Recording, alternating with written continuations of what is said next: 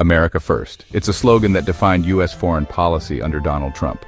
But what does America first mean in a world where the old centers of power are shifting, and the United States is no longer the only superpower?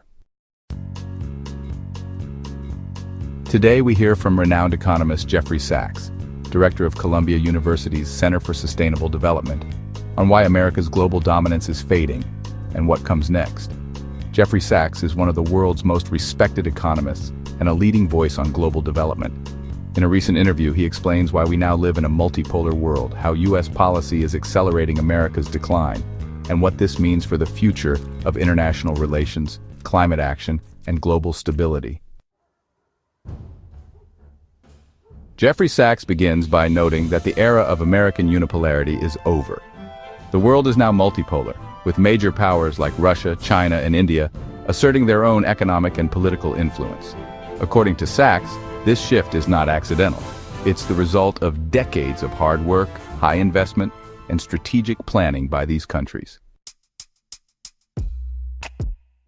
China, for example, was a poor nation 40 years ago. Today it is wealthy, technologically advanced, and at the cutting edge of many critical technologies. But Sachs points out another crucial factor: nuclear weapons. The world is intrinsically multipolar because no country, not even the United States, can defeat another nuclear-armed superpower without risking catastrophic consequences. This reality was forgotten after the collapse of the Soviet Union in 1991, when the United States acted as if it was the sole global power. The result, Sachs argues, was a series of foreign policy blunders, including the current proxy war in Ukraine, which he describes as a direct conflict between the United States and Russia. The lesson is clear. In a world of nuclear powers, military solutions are not viable, and, well, global cooperation is essential. Sachs is blunt about the United States mindset. The United States, with just 4% of the world's population, often acts as if it runs the show. But, the world has changed. India, for example, is no longer an impoverished nation that can be easily swayed by United States diplomacy. It is a nuclear power with a growing economy, a strong digital sector, and its own space program. China is now a technological and military powerhouse. The United States can no longer make demands, impose trade wars, or threaten other countries with impunity. Sachs highlights the Trump administration's withdrawal from international agreements, like the World Health Organization, the United Nations Human Rights Council, and the Paris Climate Accord, as examples of this outdated thinking. He compares these moves to ignoring a traffic light. Just as traffic lights regulate the flow of vehicles, international agreements regulate the flow of trade, diplomacy, and cooperation. Ignoring these rules, Sachs argues, is not just reckless, it's counterproductive.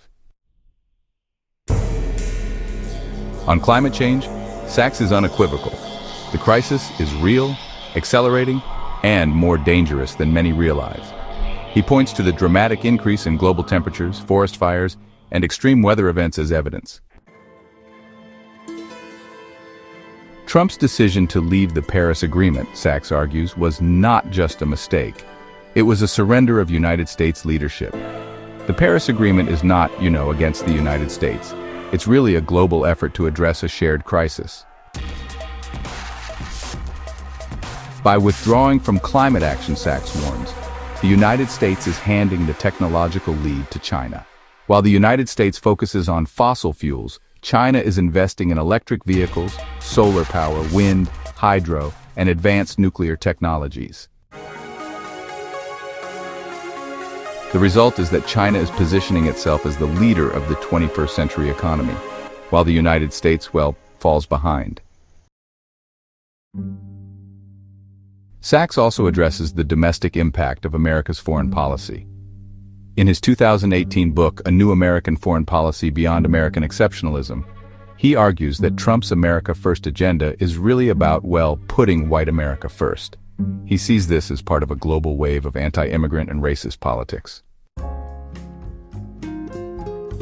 Sachs acknowledges that every country does have the right to regulate its borders, but he condemns the cruelty and fear tactics used by the Trump administration, like, mass deportations, and the targeting of students. This approach, he says, is not just morally wrong, it's destabilizing for American society. The result is a deep social divide that will take years, if not decades, to heal. Looking beyond the United States, Sachs is really optimistic about Africa's future. He predicts that the next several decades will be positive for the continent thanks to, new technologies and the potential for economic leapfrogging. The key, he says, is education, getting every child in school, equipping them with digital devices, and providing quality online materials. But Sachs warns against the mistakes of the past. Development is a long-term process, not something that can be achieved with short-term loans. Countries like Zambia have struggled under the weight of debt, forced to cut social services to pay back loans. The solution, Sachs argues, is long-term, low-interest financing, so that the next generation can benefit from education and economic growth. He also calls for greater integration within Africa, urging the continent to act as a union. Infrastructure, trade, and development should be planned at the continental level, not country by country. This, Sachs believes, is the path to sustainable growth and prosperity. Sachs does not shy away from controversial topics. He describes the ongoing violence in Gaza as a genocide, with more than 50,000 dead, mostly women and children. He criticizes the United States and Europe for their slow and tepid response, and he condemns the Israeli government as, quote, radical and genocidal. The solution, Sachs argues, is simple. The United States should stop vetoing Palestine's membership in the United Nations. Recognition of a Palestinian state, he says, would bring peace to the Middle East and enhance United States national security. The current policy, supporting Israel unconditionally, only fuels conflict and undermines global stability.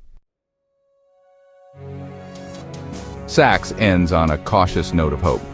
He sees, these glimmers of change in U.S. policy, like Secretary of State Marco Rubio's acknowledgement that the world is now multipolar.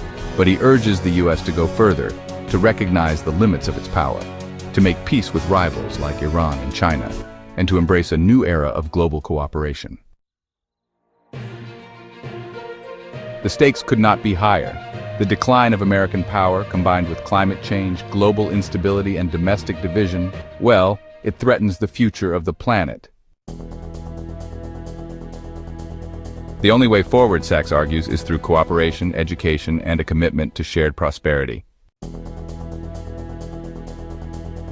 If you found this video insightful, please leave a comment below with your thoughts on Jeffrey Sachs's vision for the future.